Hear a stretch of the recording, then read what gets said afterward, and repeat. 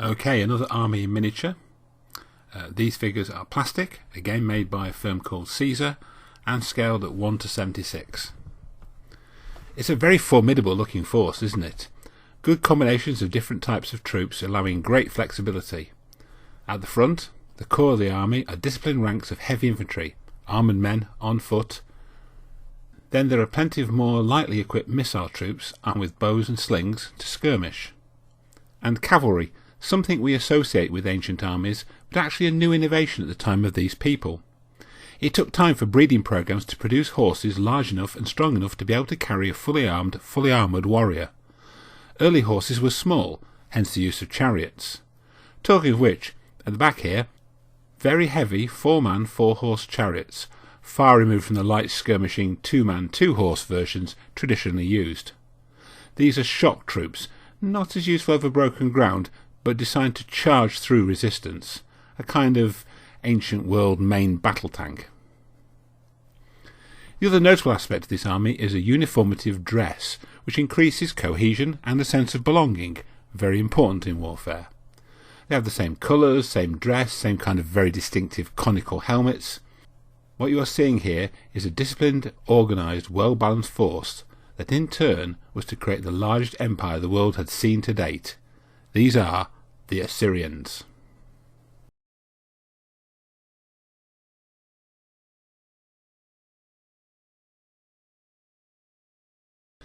The Assyrians had been around for a very long time.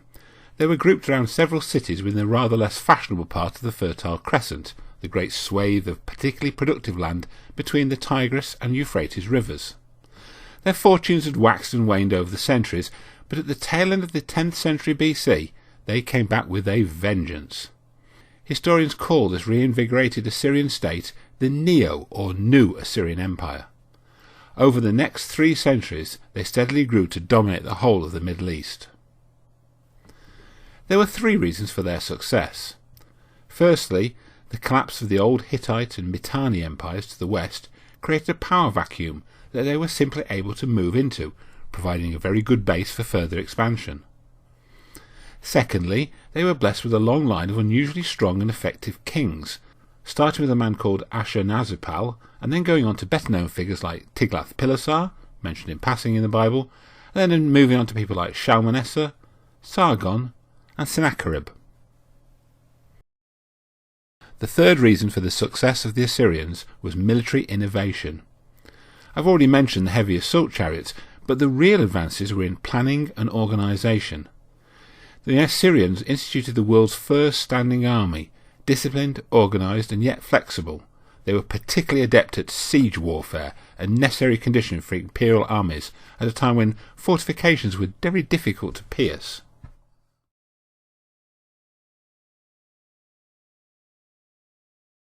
Living in such a rich, fertile country meant a food surplus and wealth, which in turn led to a population increase and the creation of a leisure class. It also attracted the envious attention of those from less fortunate lands.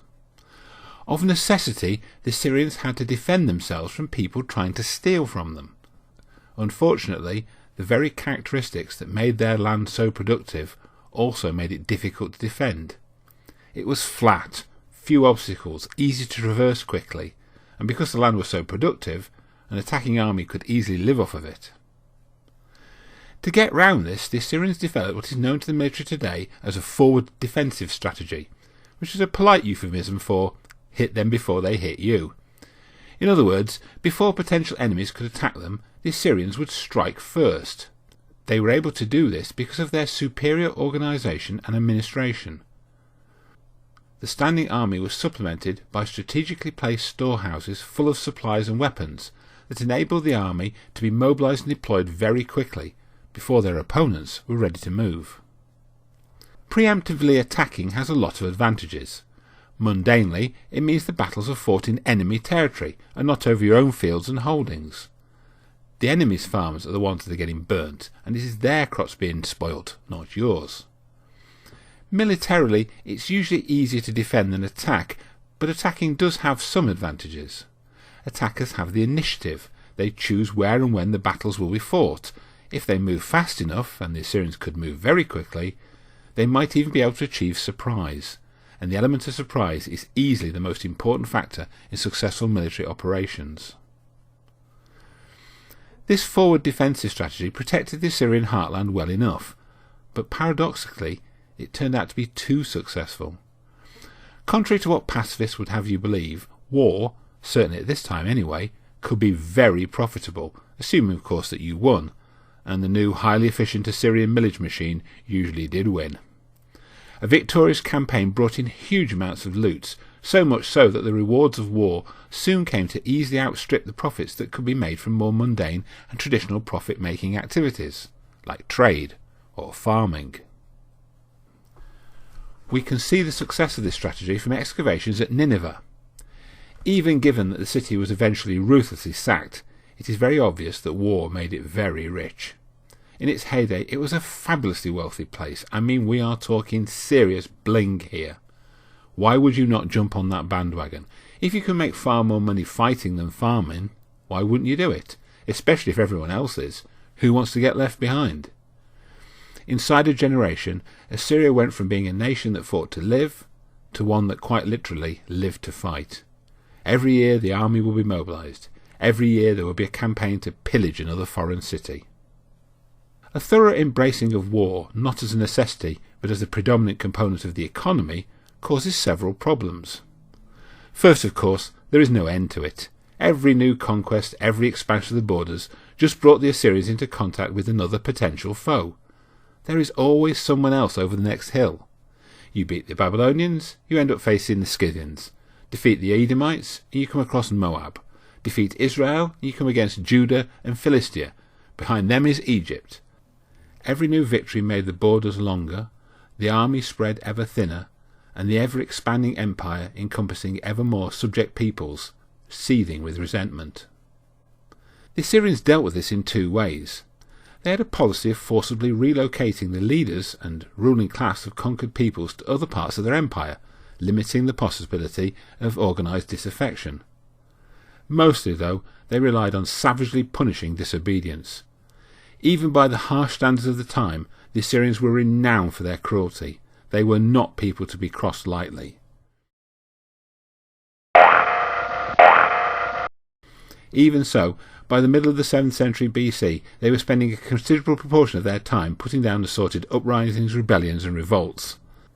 And yet they had to keep on fighting, because their inflated economy was now completely dependent on a steady stream of new plunder. We come across the Assyrians in several places in the Bible. One of the most telling is the book of Jonah. Jonah's erratic journey to Nineveh, then capital of the Assyrian Empire, took place sometime in the first half of the 8th century BC, when the new Assyrian Empire was actually going through a temporary period of weakness owing to civil strife. Jonah's attitude to Nineveh, not wanting to go there, wanting to see the place destroyed and so on, is condemned by God in the account, but it is entirely consistent with contemporary opinions. Nobody liked the Assyrians. Feared, yes. Liked, no. The book of Nahum records their fall with positive glee.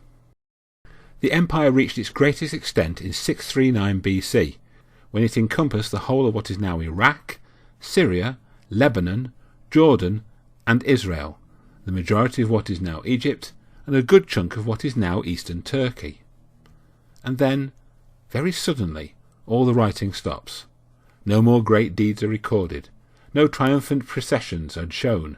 No offensive operations to chastise reluctant subjects detailed. The peoples the Assyrians had ruthlessly suppressed for so long finally rose up all at the same time, overwhelming their defences. New invaders, the Cimmerians, the Scythians, and especially the Medes, surged across the borders. In less than 30 years, not much more than a generation, the Neo-Assyrian Empire had gone, and Nineveh was in ruins. The Assyrians are a good example of what happens when a culture takes a wrong turn. The Bible talks about the broad path that leads to destruction, and the narrow path that leads to salvation. What it doesn't explicitly say is that the further you go along the broad path, the narrower it gets, the more your options are restricted. G.K. Chesterton has a good quote about this. There is this about such evil: it opens door after door in hell, and always into smaller rooms. Greed and lust for wealth, pride and cruelty, all locked the Assyrians into an ever-expanding cycle of war and destruction, and eventually, of course, it consumed them. It's a salutary lesson on the dangers of materialism. So, what ultimately happened to the Assyrians? Well, nothing actually. They are still around. They are, after all, the indigenous people of that part of the Fertile Crescent, even if they are now a minority, and they live there to this very day. They are now Christians to a man, and as a result have been heavily persecuted in recent years by extremist Muslim groups like ISIL. Over half of them have been forced to flee the country, and there are now sizable Assyrian communities in a dozen different countries, the largest being in Sweden, Germany, the United States and Australia. Those who remain have drawn upon their ancient martial traditions and form militias to defend their lands. They have had some success, in spite of being heavily outnumbered and outgunned. Assyria still stands.